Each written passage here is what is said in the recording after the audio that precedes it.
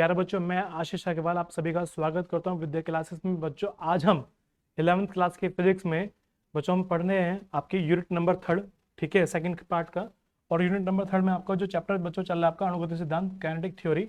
आज बच्चों इस चैप्टर का लास्ट लेक्चर रहेगा और लेक्चर नंबर बच्चों आपका रहेगा 2। इस 2 लेक्चरों को अगर आप बच्चों ध्यान से पढ़ लेते हैं तो आपके एग्जाम में 6 नंबर इसमें से आ जाएंगे। चूंकि ये जो यूनिट आपके बच्चों है, यूनिट आपकी केवल 6 नंबर की है। उस यूनिट के अंदर केवल आपका एक ही चैप्टर है, अणुगति सिद्धांत, ठीक है। तो अगर आप बच्चों ध्यान से यहाँ से पढ़ते हैं तो आपके पूरे 6 नंबर आपके एग्जाम में आ जाएंगे। तो फिलहाल ये आज का आपका लास्ट लेक्चर रहेगा इस चैप्टर का, ठीक है। चलिए बच्चों, तो आज हम पढ़ने वाले हैं बच्चों कि गैसों के अणुगति सिद्धांत में कि दाब कितना काम करता है वहाँ पे, या आदर्श गैस के लिए बच्चों दाब की वैल्यू क्या होती है, ठीक है। तो आपको फॉर्मूला बच्चों यहाँ से फिलहाल अभी डायरेक्ट याद रखना है आपको ये वाला कि आदर्श गैस के लिए जो दाब है आपका, जो पी होगा आपका, उसकी वैल्यू क्या होती है बच्चों। P बराबर आपका निकल के बच्चों यहाँ से आता है आपका, ये फॉर्मूला आपको एक बार याद रखना है। फॉर्मूला है बच्चों आपका ये वाला, P बराबर 1/3 mn अपॉन में capital V into v square bar, है ना। तो जो बच्चों V बार स्क्वायर है वो आपका वर्ग माध्यम मूल वेग, है ना। जैसे हम यहाँ पर कहते हैं किसी भी आदर्श गैस के वर्ग मतलब किसी वेग का वर्ग का माध्यमान, है ना, इसको वर्ग माध्यम मूलमान कहते हैं बच्चों। और V यहाँ पर आपका आयतन हो जाएगा, M यहाँ पे अणुओं की संख्या हो जाएगी, और N यहाँ पे मोलों के बच्चों, M यहाँ पे अनुभार हो जाएगा, दूसरा आपका N यहाँ आपका अणुओं की संख्या हो जाएगी, ठीक है। तो फॉर्मूला आपका हो जाता है बच्चों P बराबर इंपॉर्टेंट फॉर्मूला बच्चों ये वाला, P बराबर 1/3 इंटू एम एन अपॉन में capital V into v bar square, ठीक है। आदर्श गैस के लिए दाब का बच्चों व्यंजक है, जहां पे वी स्क्वायर बार को क्या कहते हैं यहाँ पे, गैस के अणुओं का वर्ग माध्य वर्ग माध्य वेग, यानी कि मीन स्क्वायर वेलोसिटी कहते हैं, ठीक है। वीर वर्ग माध्य वेग कहते हैं बच्चों उसे, ठीक है। और हम यहाँ पर देखेंगे बच्चों की जो दाब है आपका वो किस किस बात पर डिपेंड करता है। तो हम यहाँ पर कह सकते हैं कि उसके अणुओं की संख्या, यानी कि अणुओं की जो संख्या होगी बच्चों एन के अनुपाती होता है। आप देख रहे हैं कि एन ऊपर आ रहा है आपका। नंबर 2 आपका अणुओं के द्रव्यमान, यानी कि एम के बच्चों अनुपाती होता है। यहाँ पे जो एम आपका आ रहा है द्रव्यमान आ रहा है आपका ये वाला ऊपर। नंबर 3 गैस के आयतन वी के अनुपाती होता है, चूंकि आयतन बच्चों नीचे जा रहा है। नंबर 4 गैस के अणुओं के वर्ग माध्य वेग मीन स्क्वायर वेलोसिटी, है ना, मीन स्क्वायर चूंकि माध्य मान है तो इसलिए यहाँ पर बार लगा देंगे बच्चों, के अनुपाती होता है चूंकि आपका ऊपर आ रहा है, ठीक है। ये बहुत इंपॉर्टेंट फॉर्मूला आपको है याद रखना है बच्चों, P बराबर 1/3 mn अपॉन में capital V v bar square, ठीक है। चलिए अब यहां से इसको अगर आगे बढ़ाते हैं तो आपका आ जाता है बच्चों कि गैस के अणुओं का वर्ग माध्य मूल वेग। अब जैसे गैस के अणुओं का वर्ग माध्य मूल वेग होता है बच्चों, जैसे भी आपने यहाँ देखा है कि अगर आप बच्चों यहाँ पे V बार स्क्वायर जैसे आप ले रखा था बच्चों, तो अगर आप यहाँ पे इसका अंडर रूट ले लेते हैं तो इस अंडर रूट को ही बच्चों यहाँ पर कहते हैं रूट मीन स्क्वायर। क्या कहते हैं बच्चों उसको,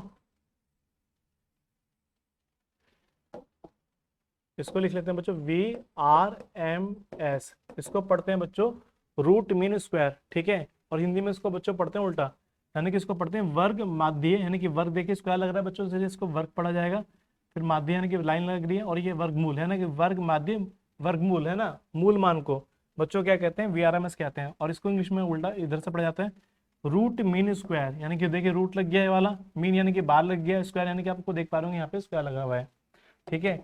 तो इस तरीके से अगर आप बच्चों देखें यहाँ पे तो आप देख पा रहे होंगे कि जब आप इसको जाते हैं यहाँ पे ऐसे पढ़ेंगे तो वर्ग माध्य मूल मान को बच्चों क्या लिखते हैं, हम इसको VRMS लिख लेते हैं, वर्ग माध्य मूल मान, यानी कि रूट मीन स्क्वायर। तो देखिए वर्ग माध्य अणुओं का माध्य वर्ग वेग, है ना, मीन स्क्वायर वेलोसिटी। तो किसी गैस के विभिन्न अणुओं के वेगों के वर्गों के औसत मान का वर्गमूल, देखिए वर्गमूल बच्चों, है ना, गैस का वर्ग माध्य मूल वेग कहलाता है, उसको बच्चों रिप्रेजेंट करते हैं VRMS से। तो VRMS से इसको दिखाएंगे तो यहाँ पर जब ले लेंगे वैल्यूज की तो आपकी वैल्यू क्या निकल के जाएगी, यानी कि औसत मान कैसे निकालते हैं, V1 का स्क्वायर प्लस V2 का स्क्वायर प्लस V3 का स्क्वायर, जितने भी पार्टिकल्स में रहे होंगे उन सबको डिवाइड कर देंगे पेन से, या तो ऐसे लिख लीजिए या सीधा सीधा इसके ऊपर बार लगा लीजिए, है ना। तो जहां पर आपका बच्चों V1 V2 V3 जो है आपका Vn तक गैस के अणुओं के क्रम से 1 2 3 इस तरीके से n तक के वेग होंगे, ठीक है। और आदर्श गैस के लिए बच्चों दाब के व्यंजक में हम इसके स्थान पर, जो कि आपका पीछे आया था नहीं वाला, तो हम इसके स्थान बच्चों यहाँ पे रख सकते हैं V square v square r m s. चूंकि वी आर एम एस की वैल्यू होती है अंडर रूट में, जगह अगर आप यहाँ पे स्क्वायर लगा देते हैं फिर यहाँ पे स्क्वायर लग जाने से आपका रूट हट जाएगा, तो इसकी जगह आप बच्चों यहाँ पे लिख सकते थे 1/2, देखिए यहाँ पे 1/3 m n upon v into v i square r m s. तो या तो उसको ऐसा लिख लीजिए, ठीक है, ये भी इंपॉर्टेंट फॉर्मूला आपका, तो उसको भी आप ध्यान से देखेंगे यहाँ पे, आप इसको ऐसा लिख सकते हैं, ठीक है। जैसे बच्चों अगर हम आगे चलते हैं तो आपका आता है दाब एवं एकांक आयतन की गति ऊर्जा, दाब एवं एकांक आयतन की गति ऊर्जा। अब देखिए बच्चों, जैसा अगर हम बात करते हैं यहाँ पे दाब एवं एकांक आयतन, चूंकि हम जानते हैं बच्चों कि जो आपका एम एन होता है गैस का कुल द्रव्यमान होगा, चूंकि एन स्मॉल एन जो अणुओं की संख्या, एम जो है वो एक अणु का द्रव्यमान होगा, तो जब एन से गुना कर देंगे तो हमें कुल द्रव्यमान नजर आ जाएगा, यानी कि कुल द्रव्यमान मिल जाएगा बच्चों, और वी आपका होगा आयतन। तो हम यहाँ पर कह सकते हैं कि m n upon capital v जो होगा बच्चों, गैस का क्या हो जाएगा, डेंसिटी यानी घनत्व हो जाएगा, इसको रो दिखा देंगे। तो इसकी जगह एम एन अपॉन वी के स्थान में बच्चों हम क्या लिख सकते हैं, यहाँ पे रो को लिख सकते हैं, ठीक है। तो आपका बन जाएगा 1/3 rho v r square m s, है ना। ऊपर नीचे अगर 2 से बच्चों गुना कर देते हैं तो आप ये जानते होंगे, आपने पढ़ा होगा यहाँ पे, जब आपको बर्नौली की पीरियड में पढ़ा रहे थे आपको वहां बताया गया था कि किसी बहते हुए द्रव में एकांक आयतन की गति ऊर्जा, तो वहां पे आपको याद हो बच्चों, तो लिखवाया था हमने 1/2 रो वी स्क्वायर, ये आई थी एकांक आयतन में बहते हुए द्रव की गति ऊर्जा। तो जो यहाँ पे था बच्चों आपको रो डेंसिटी दिए, घनत्व था, तो 1/2 रो वी स्क्वायर जो बच्चे हुए बनेगा यहाँ पे, इसको बोल देंगे एनर्जी। तो यहाँ पे बोल देंगे इसको, यहाँ पे जो आपको निकल कर आएगा बच्चों ये वाली वैल्यू, क्या निकल के आएगी बच्चों, ये वाली वैल्यू आपकी 1/2 रो वी स्क्वायर क्या है आपका, गैस के प्रति एकांक आयतन की माध्य गति ऊर्जा, और इसको दिखाते हैं बच्चों ई से, इसको दिखा देंगे ई से। तो इसका मतलब आपका बन जाएगा बच्चों P बराबर 2/3, 2/3 तो आपका कांस्टेंट बन जाएगा, और इसकी जगह आपका आ जाएगा E। तो फॉर्मूला बच्चों आपके पास बन जाएगा यहाँ पे P बराबर 2/3 E बन जाएगा, ठीक है। क्या बन जाएगा, P बराबर 2/3 E बन जाएगा, ठीक है। अतः स्पष्ट है कि किसी गैस का दाब एकांक आयतन की माध्य गति ऊर्जा का बच्चों 2/3 होता है, ठीक है। स्पष्ट है कि किसी गैस का दाब उसके एकांक आयतन के बच्चों माध्य गति ऊर्जा का 2/3 होता है। चलिए अब जैसे आगे देख लेते हैं बच्चों, गैस के अणुओं का वर्ग माध्य मूल वेग, ठीक है, गैस के अणुओं का वर्ग माध्य मूल वेग, ठीक है। तो माना किसी गैस के बच्चों 1 ग्राम अणु यानी कि 1 मोल का आयतन बच्चों V है, ताप T है, ठीक है। तो एक अणु का द्रव्यमान बच्चों का स्मॉल m है, तो गैस के अणुओं के वर्ग माध्य मूल वेग क्या होगा बच्चों आपका Vrms स्क्वायर हो जाएगा, बार में लगा देंगे, मतलब V स्क्वायर बार हो जाएगा, ठीक है। अतः गैस के 1 ग्राम अणु में अणुओं की संख्या, अवगाद्रो संख्या अगर बच्चों कैपिटल N है, N के बराबर होती है, तो गैसों के अणुओं के सिद्धांत के अनुसार गैस के 1 ग्राम अणु का बच्चों दाब कितना हो जाएगा, P बराबर 1/3, P बराबर बच्चों क्या आ जाएगा, P बराबर 1/3 small m capital N upon में वी आर स्क्वायर, V को ले जाएंगे बच्चों यहाँ पे, V को ले जाएंगे यहाँ पे, तो आपका बन जाएगा PV equal to 1/3 mn v square bar. और यहाँ पे बच्चों mn जो होगा आपका गैस का आणविक द्रव्यमान होगा आपका, ठीक है। mn क्या होगा बच्चों आपका कैपिटल M, गैस का आपका आणविक भार हो जाएगा। तो जैसे इसके जगह बच्चों m रखेंगे, यहाँ से आपके वैल्यू निकल के आपकी आ जाएगी PV equal to 1/3 capital M v square bar, ठीक है। और आदर्श गैस के बच्चों समीकरण से हम जानते हैं कि PV की जगह PV इक्वल टू आपका RT होता है, तो PV की जगह बच्चों यहाँ पे क्या रखा जा सकता है, RT रखा जा सकता है। जब वैल्यू बच्चों आपकी RT रखी जा सकती है, तो हम यहाँ से अगर वी स्क्वायर बार की वैल्यू को निकाल लेते हैं, इस वाले मान को अगर निकाल लेते हैं, तो आपका निकल के आएगा वी स्क्वायर बार बराबर 3RT, 3 चला जाएगा ऊपर RT, और दोनों ओर का वर्गमूल लेने पर बच्चों क्या बन जाएगा आपका, दोनों ओर का वर्गमूल लेने पर आपकी वैल्यू बन जाएगी यहाँ पे v square bar under v square bar बराबर आपका जाएगा Vrms under 3RT upon capital M। तो Vrms इसको हम यहाँ पर बच्चों बोलते हैं रूट मीन स्क्वायर, यानी कि वर्ग माध्य मूल वेग, ठीक है। और किसी भी गैस के लिए दी गई R का मान और M का मान बच्चों वो नियतांक होगा, तो उस केस में बच्चों हम यहाँ पर कह सकते हैं आपका जो आदर्श गैस के समीकरण के लिए Vrms स्क्वायर प्रोपोर्शनल होगा आपका बच्चों अंडर रूट T के, यानी कि किसी गैस के अणुओं का वर्ग माध्य मूल वेग वर्ग माध्य मूल वेग यानी कि Vrms बच्चों गैस के परम ताप के बच्चों परम ताप के वर्गमूल के अणु क्रमानुपाती होता है। ठीक है, ये बहुत इंपॉर्टेंट है बच्चों, आपको इसको ध्यान से देखना होगा, इस पर क्वेश्चन आपके कई एग्जाम में आ जाते हैं। ये पूछ लेता है कि अणुओं की वर्ग माध्य मूल चार्ज उसके परमताप के कैसे या वर्ग परमताप पर कैसे डिपेंड करते हो, तो बताएंगे कि अणुओं के वर्ग माध्य मूल चार्ज गैस के परमताप के बच्चों वर्गमूल के अनुक्रमानुपाती होती है। ठीक है, यह तथ्य ध्यान रखने योग्य है कि गैस का परमताप गैस के अणु की अपेक्षा गति पर निर्भर करता है, ना कि गैस के द्रव्यमान केंद्र की गति पर। ठीक है, तो जैसे हम बच्चों यहाँ जानते हैं कि जो फॉर्मूला आपके सामने नजर आ रहा है वाला v r m s equal to आपका √3RT/m, से स्पष्ट है कि हमारा जो बच्चों यहाँ जाएगा T बराबर आपका 0 हो जाएगा। अगर T बराबर बच्चों 0 हो जाता है तो हम कह सकते हैं कि गैस के अणुओं की वर्ग माध्य मूल चाल बच्चों आपको 0 हो जाएगी, हो जाएगा, अर्थात गैस के सभी अणु रुक जाएंगे। इस प्रकार गत्यात्मक सिद्धांत के अनुसार परम शून्य ताप वह ताप, देखिए बच्चों, परम शून्य ताप वह ताप है जिस पर गैस के अणुओं की आपेक्षिक गति शून्य हो जाती है, अर्थात सभी अणु गति करना बच्चों बंद कर देते हैं। ठीक है, गैस के अणु गति करना क्या करते हैं बच्चों, बंद कर दें। ठीक है, तो परम शून्य ताप वह ताप है जिस पर गैस के सभी अणु गति करना बंद कर देते हैं। ठीक है, चलिए बच्चों आगे चलते हैं। जैसा आपसे कहता है कि वर्ग माध्य मूल वेग तथा अनुभार में संबंध बच्चों, अभी जस्ट हमने पढ़ा यहाँ पे, माना हमारे पास में परमताप T पर दो गैस जिसके अनुभार बच्चों M1 M2 है, उनके अणुओं की वर्ग माध्य मूल चाल VRMS1 VRMS2 है। तो अभी हम बच्चों पढ़कर आए यहाँ पे, पहले वाले के लिए VRMS बराबर 1 के लिए 3RT/m1 हो जाएगा, चूंकि R और T तो बच्चों दोनों के लिए कांस्टेंट है, तो अलग अलग गैस के लिए बच्चों आपको केवल अनुभार पे डिपेंड करेगा, यानी कि M1 यहाँ आ गया और M2 यहाँ चला जाएगा बच्चों। ठीक है, और जब दोनों को डिवाइड करेंगे तो देखिए जब VRMS जाएगा 1 तो नीचे जाएगा 1, और नीचे जब 2 होगा तो बच्चों ऊपर जाएगा 1, तो ये इसका संबंध आ गया। एक तरीके से बच्चों हम यहाँ पर कह सकते हैं आपका कि जो आपका VRMS होगा, VRMS जो होगा वो प्रोपोर्शनल होगा अपॉन में 1/√M। ठीक है, M क्या है बच्चों, यहाँ पे अणुभार है ना। तो अतः एक ही ताप पर दो विभिन्न गैसों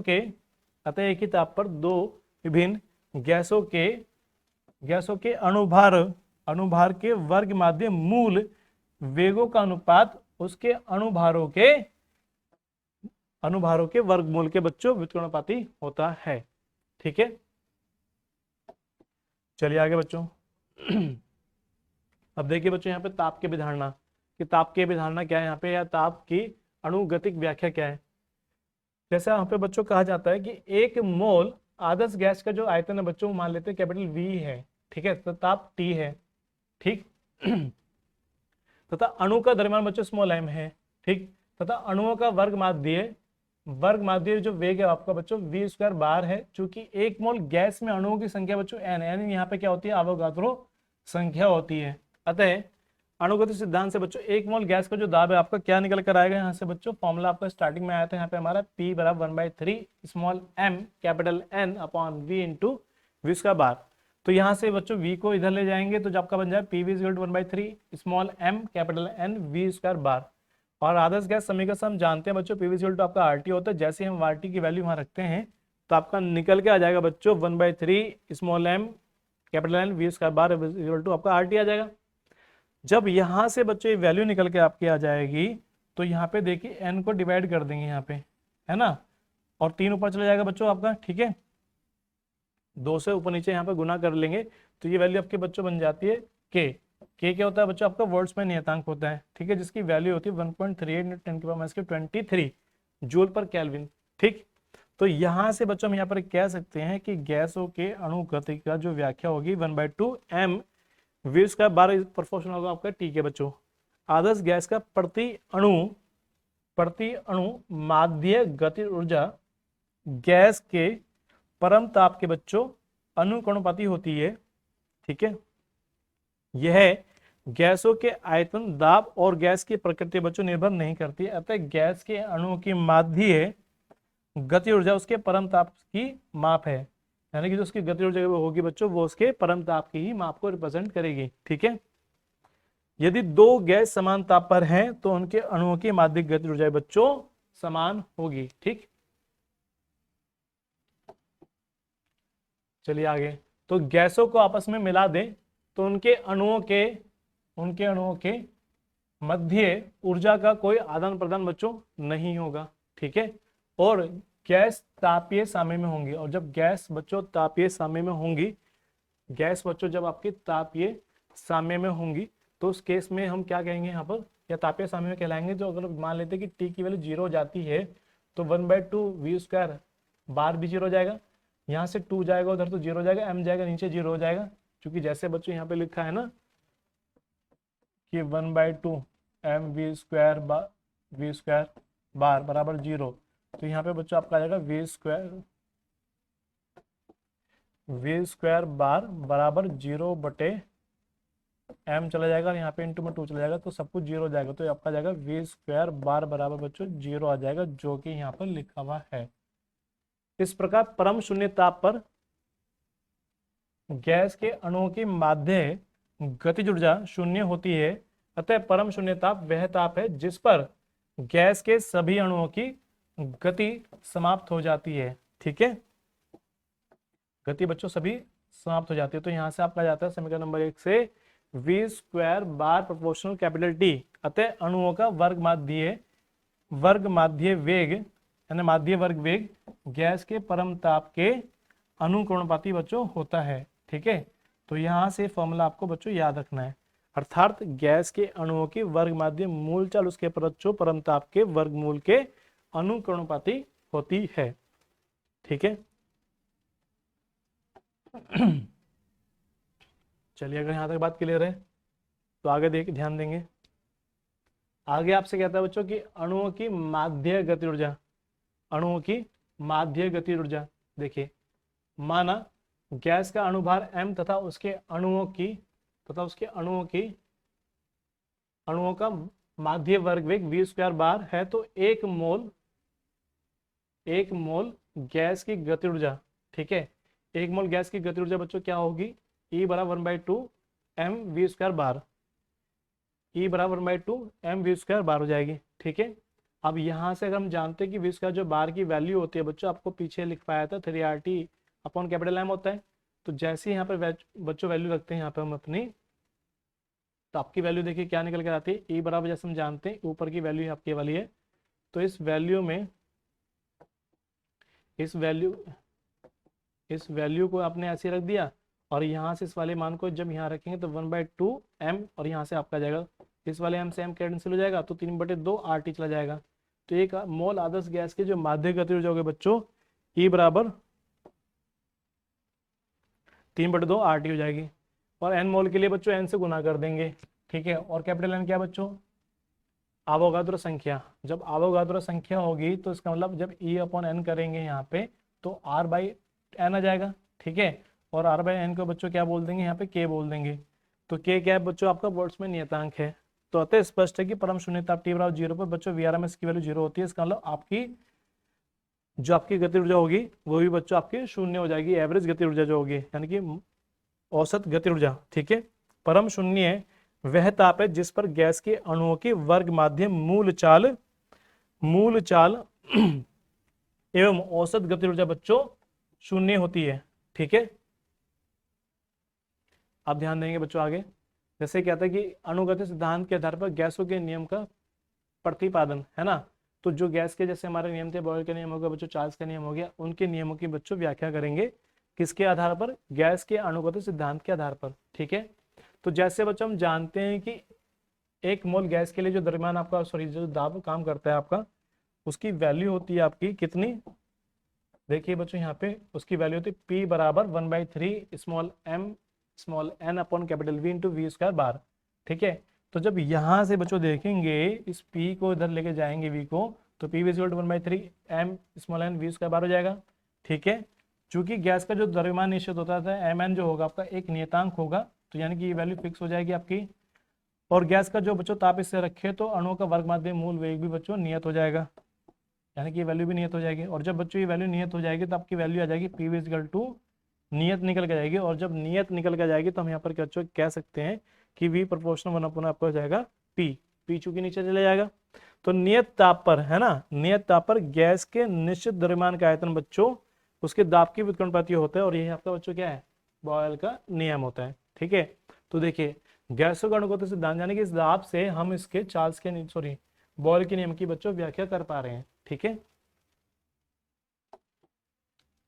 आगे ध्यान देंगे चार्ल्स का नियम। बच्चों चार्ल्स का नियम क्या कहता है? चार्ल्स का नियम कहता है कि जैसे आपका दाब हो गया बच्चों यहाँ पर, है ना, P बराबर 1/3 small m n upon v into v bar square, sorry v square bar. तो जब यहाँ से बच्चों v को उधर ले जाएंगे, जब v को उधर ले जाएंगे तो p नीचे आ जाएगा, और जब p नीचे आ गया बच्चों आपको, तो यहाँ से हमने 2 से गुना करी, 2 से भाग कर दिया और n को निकाल लिया बच्चों बाहर। 2 से गुना करी, 2 से भाग करा, n को निकाल लिया बच्चों बाहर। तो ये देखिए यहाँ पर क्या बन गया वाला, यहाँ देखें इसको 1/2 m v स्क्वायर बार। तो ये बच्चों वैल्यू होती है आपकी e की, है ना, और e बराबर आपका होता है बच्चों यहाँ पे 3/2 KT स्क्वायर, सॉरी KB। तो जैसे यहाँ पे वैल्यू रखेंगे तो बच्चों ध्यान देंगे आप, 2 से 2 कैंसिल हो जाएगा, 3 से 3 कैंसिल हो जाएगा, तो NKT अपॉन P आ जाएगा। और गैस का बच्चों द्रव्यमान निश्चित है, ठीक है, तो अणुओं की बच्चों संख्या भी बच्चों आपके नियत हो जाएगी। तो यानी कि जब आपका n नियत हो गया तो यानी कि K तो ऑलरेडी आपका कांस्टेंट है, T आपका कांस्टेंट हो गया, P अगर यहाँ पर बच्चों P को नियत रख लें, सॉरी P को नियत रख लें, T को नियत नहीं रखना, P को अगर नियत रखे तो हम यहाँ पर बच्चों कह देंगे कि जो आपका आयतन होगा उसके परमताप के अनुकरणोपाती होगा। अतः नियत दाब पर गैस के निश्चित द्रव्यमान का आयतन बच्चों उसके परमताप के अनुकरणोपाती होता है। यही आपका चार्ल्स का नियम है, ठीक है। चलिए बच्चों आगे चल लेते हैं। आप कहते हैं दाब का नियम। दाब के नियम में देखेंगे बच्चों क्या आएगा आपका, अनुगत सिद्धांत के आधार पर जैसे आपका यहाँ पे बच्चों दाब आता है, हम जानते हैं कि P बराबर आपका जाता है बच्चों यहाँ पे 1/3 m n upon v square bar, ठीक है। तो जब यहाँ से बच्चों P को एक काम करेंगे, यहाँ पे जब 2 से गुना भाग करेंगे आप यहाँ से, तो n को बाहर निकालेंगे, v आपका यहाँ जाएगा, तो इसकी जगह आप रख देंगे बच्चों यहाँ पे e, है ना, और e की वैल्यू क्या आ जाएगी बच्चों यहाँ पे 3/2 KT। तो यहाँ से 2 से 2 कैंसिल हो जाएगा, 3 से 3 कैंसिल हो जाएगा बच्चों, आपके पास बचेगा NKT अपॉन v, ठीक है। अब आयतन को बच्चों निश्चित मान लेते हैं। जब बच्चों आपका आयतन निश्चित हो जाएगा तो उस केस में आपको जो दाब होगा उसके परमताप के अनुकरणोपाती हो जाएगा। अतः हम यहाँ पर कह सकते हैं बच्चों कि नियत आयतन पर किसी गैस के निश्चित द्रव्यमान का दाब उसके परमताप के बच्चों अनुकरणोपाती होता है। यही आपका क्या है बच्चों, दाब का नियम है। देखिए स्वतंत्र कोटियां, तो आपको स्वतंत्र कोटियां मतलब कि जो आपके पार्टिकल होते हैं, जो आपकी गैसेस होती हैं, वो 3 एक्सिस में से किस तरीके से रोटेट कर रही हैं, किस तरीके से चलती हैं, उनकी कितनी कोटियां हो सकती हैं, कितनी स्वतंत्र कोटियां हो सकती हैं, यानी कि वो किस तरीके से बच्चों गति कर सकती हैं, एक सीधी रेखा में गति कर सकती है या दोनों एक्सिस पे एक साथ चल सकती है, ठीक है। तो एक तरीके से जो हम यहाँ पर स्वतंत्र कोटियां कहेंगे तो उसके गति करने की स्वतंत्रता को रिप्रेजेंट करेगा, है ना। किसी गतिकीय निकाय के स्थिति, पोजीशन और संरचना का पूर्ण विवरण हेतु वांछित कुल निर्देशांकों और परस्पर अभिन्न निर्भर राशियां को इस निकाय के स्वतंत्र बच्चों कोटियां कहते हैं। दूसरे शब्दों में कह सकते हैं यहाँ पे कि किसी गतिकीय निकाय के स्वतंत्र कोटियां उन परस्पर स्वतंत्र विधियों की संख्या होती है जिसमें निकाय के विभिन्न अवयव या कण ऊर्जा प्राप्त कर सकते हैं, ठीक है। चलिए कौन कौन से होते हैं बच्चों यहाँ पे, नंबर 1 जैसे यहाँ पर आपको दिखाया गया है स्थानांतरण की स्वतंत्र कोटियां। स्थानांतरण की कोटियों कणों की रैखिक गति के कारण होती है बच्चों। आकाश में गति करने वाले कण की स्वतंत्र कोटियों की अधिकतम संख्या 3। आकाश में गति करने वाले कणों की स्वतंत्र कोटियों की संख्या बच्चों अधिकतम 3 हो सकती है, ठीक है। यह सामान्य ताप पर उपस्थित होती है, सामान्य ताप पर बच्चों उपस्थित होती है। नंबर 2 घूर्णन की स्वतंत्र कोटियां। ये अणु की उसके द्रव्यमान केंद्र से गुजरने वाले अक्ष के सापेक्ष घूर्णी गति के कारण बच्चों उत्पन्न होती है। इसकी संख्या अणु की संरचना पर निर्भर करती है तथा ये सभी सामान्य ताप पर बच्चों उपस्थित होती हैं, ठीक है। नंबर 3 कंपन की स्वतंत्र कोटियां। जो कंपन आपके होंगे बच्चों, अणुओं की संरचना करने वाले परमाणु में बंधन होता है जो दृढ़ ना होकर स्प्रिंग की भांति, बच्चों स्प्रिंग की भांति प्रत्यास्थ होता है। इस बंधन के कारण अणुओं को उत्तेजित करने पर उसमें कंपन गति हो जाती है। कंपन की स्वतंत्र कोटियां कंपन के कारण उत्पन्न होती है। इनकी संख्या अणु की संरचना बच्चों निर्भर करती है, ठीक है। ये केवल उच्च तापों पर ही बच्चों उपस्थित होती हैं। ठीक, तो देखिए बच्चों अब आगे, ये आपको बच्चों याद रखना है। ये हमारे पास एक टेबल है, ये इस टेबल में से आपके एग्जाम में आ जाता है कि नीचे दी गई गैस के लिए मतलब जो छाननी आपको बना रखी है, इसमें CP और गामा है ना, यानी कि CP और CV की जो आपको रेशो निकल कर आता है। तो इसमें गैस की प्रकृति दिखा रखी है बच्चों की, एक परमाणु गैस कौन सी होगी, helium, neon, argon, krypton, xenon है ना। इनकी स्वतंत्र कोटियां बच्चों कितनी होती हैं, तो इसकी स्वतंत्र कोटियां बच्चों 3 होती हैं। एक अणु में औसत गति ऊर्जा आपकी जाएगी बच्चों 3/2 KT जाएगी, KT। ठीक है, और एक मोल के लिए जो ऊर्जा होती है बच्चों आपकी औसत ऊर्जा 3/2 RT होती है। CP की वैल्यू 3/2 R होगी, CV की वैल्यू 3/2 R होगी, CP की 5/2 R होगी, और इसकी वैल्यू आपकी बच्चों बनती है 1.67। देखो अणु परमाणु मैंने कि जिसमें 2 परमाणु होते हैं आपके, हाइड्रोजन हो गया आपका, ऑक्सीजन हो गया आपका, नाइट्रोजन हो गया। स्वतंत्र कोटियां बच्चों 5 होती हैं, और इस तरीके से आपको एक टेबल याद रखनी है। ठीक है, और इसकी जो वैल्यू होती है बच्चों वो 1.40 होती है। बहुलक बहु परमाणु, इसमें रैखिक अणु आता है आपका, जिसकी स्वतंत्र कोटियां बच्चों 7 होती हैं।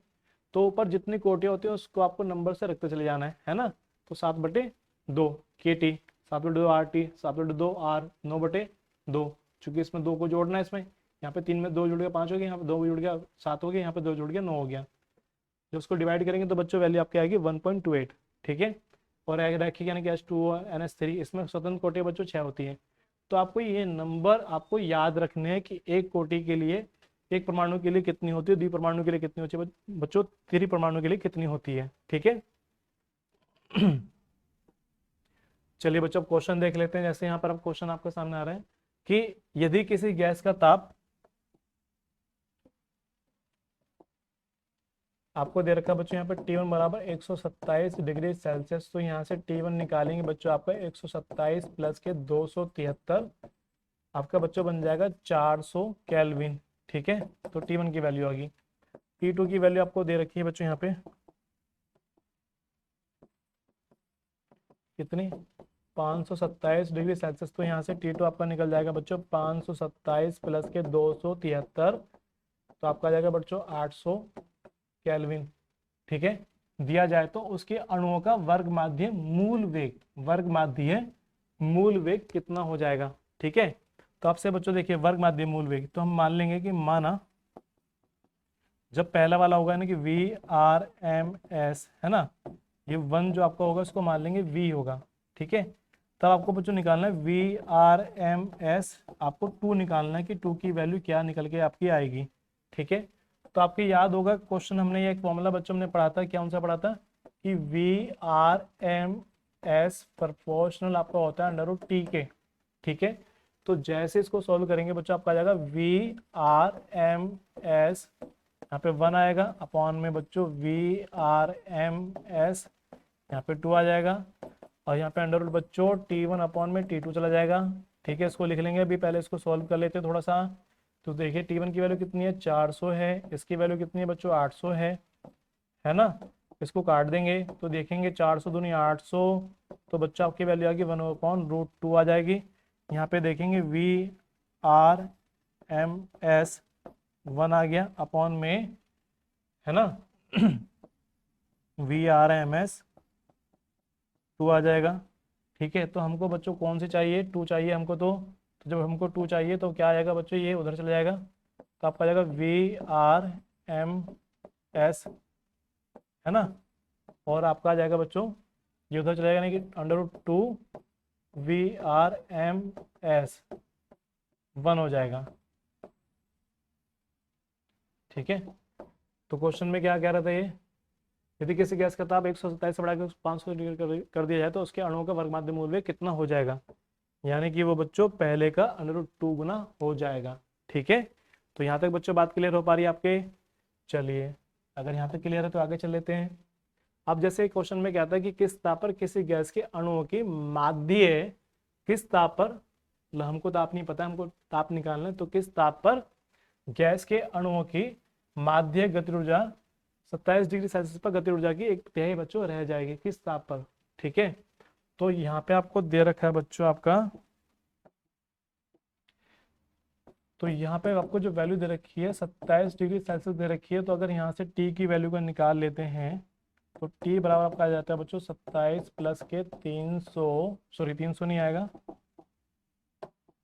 273 कर लें तो आपको वैल्यू निकल कर जाएगी बच्चों 300 केल्विन निकल कर जाएगी। ठीक है, तो हम मान के चले थे कि हमको वो ताप पता नहीं है कि कौन सा ताप है आपका होगा वाला। तो एक तरीके से हम जानते हैं कि जो आपका ई पोर्शन होता है बच्चों टी के होता है, तो हम यहाँ पे लिख लेंगे ई टी अपॉन में ई 27 यानी कि कौन 27 डिग्री पर। तो यहाँ पे आपका जाएगा टी, कितनी वैल्यू जाएगी बच्चों यहाँ पे आपकी टी प्लस 273, चूंकि यहाँ पे वैल्यू तो होगी ना 273 को इसमें ऐड कर देंगे, और नीचे आपको 27 डिग्री पे आपका ये वैल्यू निकल गया कि 300 निकल कर आ गई। ठीक है, और जब ये वैल्यू आपके निकल कर आ चुकी है बच्चों, तो इसमें आपको करना क्या होगा, यहाँ से इसको लिख लेंगे ई 27/3, यानी 3 गुना हो जाएगा ना 27 डिग्री पर, तो ये 27 यानी कि 27 डिग्री सेल्सियस पर आपकी वैल्यू है। तो टी प्लस के 273 में 300 जाएगा, ये वैल्यू आपकी इससे कैंसिल हो जाएगी, तो 1/3 बराबर आपका जाएगा टी प्लस के 273/300। 3 से इसको काट देंगे बच्चों, 3 से इसको काटेंगे तो 100 बार कट जाएगा ये वाला, तो आपकी वैल्यू निकल कर जाएगी बच्चों यहाँ से टी प्लस के 273 बराबर 100, और यहाँ से टी बराबर कितना आएगा 100 माइनस के 273, तो टी बराबर की वैल्यू जाएगी माइनस के 173 डिग्री सेल्सियस। तो ये इस क्वेश्चन का बच्चों आपका आंसर हो जाएगा। ठीक है, चलिए बच्चों, कुल मिला के आज आपका ये वाला चैप्टर बच्चों कंप्लीट हो जाता है। ठीक है, तो बच्चों मिलते हैं आपसे एक नए चैप्टर के साथ में, नई वीडियो के साथ में। आज के लिए बच्चों बस इतना ही, धन्यवाद, हैप्पी लर्निंग।